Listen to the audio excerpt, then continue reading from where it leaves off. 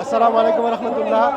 বাংলাদেশ খেলাফত যুব মজলিস ঢাকা মহানগর দক্ষিণের উদ্যোগে আজকে 3 মে হেফাজত ইসলাম বাংলাদেশ কর্তৃক আয়োজিত মহাসমাবেশে বাংলাদেশ খেলাফত যুব মজলিস ঢাকা মহানগর দক্ষিণের পক্ষ থেকে আগত মুসল্লি এবং তাওহীদি জনতাদেরকে আমরা শরবত বিতরণ করতেছি।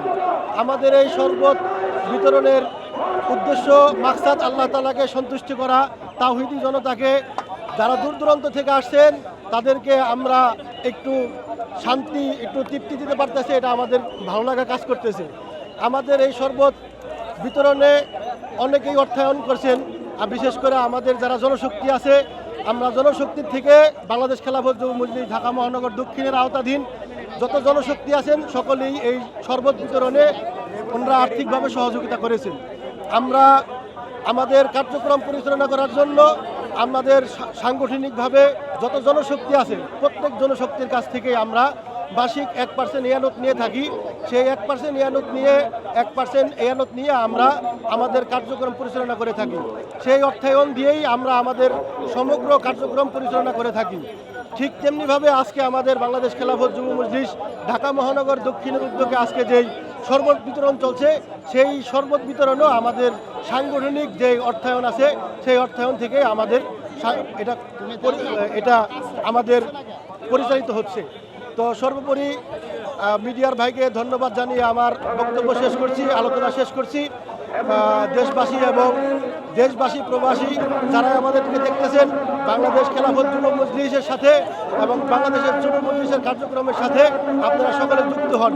আমরা শুধু নানাবিধ ইসলামিক কাজেই আমরা এরকম বলে যে কার্যক্রম করে থাকি না। আমরা বিভিন্ন সময় আমরা সামাজিক কার্যক্রমের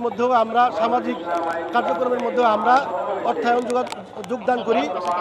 সমাজ কল্যাণ বিভাগ নামক আমাদের একটা কার্যক্রম আছে, বিভাগ আছে।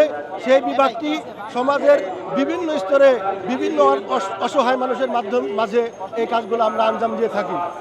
অসহায়, হাত ভাঙা, পা ভাঙা, এরকম অনেক ধরনের মানুষের মাঝে আমরা এরকম কাজ করে থাকি। বিশেষ করে যুবক শ্রেণীর মানুষ যারা চাকরি পাচ্ছেন না বা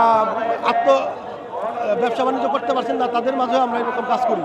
আপনারা জানেন যে বিগত রমজানে আমরা প্রায় ঢাকা মহানগরের বেশ কয়েকটি এলাকাতে, বেশ কয়েকটি থানাতে আমরা আমাদের উদ্যোগে ইফতার সামগ্রী এবং ঈদ সামগ্রী বিতরণ করেছি। এটাও আমাদের নিজস্ব অর্থায়ন এবং প্রবাসী আমাদের মুহিব্বিন যারা আছেন, আমাদের মুহিব্বিনদের অর্থায়নে, আমাদের যারা ভালোবাসেন তাদের অর্থায়নে আমরা এটি আঞ্জাম দিয়েছি। বাংলাদেশের যুব মজলিসের পাশে থাকুন। আগামী দিনে দিন বিজয়ের স্বপ্ন আমরা লালন করে কাজ করে যাচ্ছি। দিন বিজয়, আল্লাহর জমিন, আল্লাহ দিনকে কীভাবে প্রতিষ্ঠা করা যায় সেই লক্ষ্য উদ্দেশ্যে আমরা কাজ করে যাচ্ছি। আমাদের পাশে থাকুন, আমাদের সাথে থাকুন দিন বিজয়ের কাজে।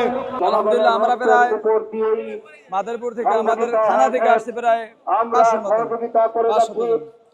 আমাদের দাবি প্রধান উপদেষ্টা মোহাম্মদ ইউনূসের কাছে, তিনি যেন এই দেশে ইসলাম বিরোধী, কোরআন বিরোধী কোনো আইন পাস না হতে দেয়, এটা তার কাছে আমাদের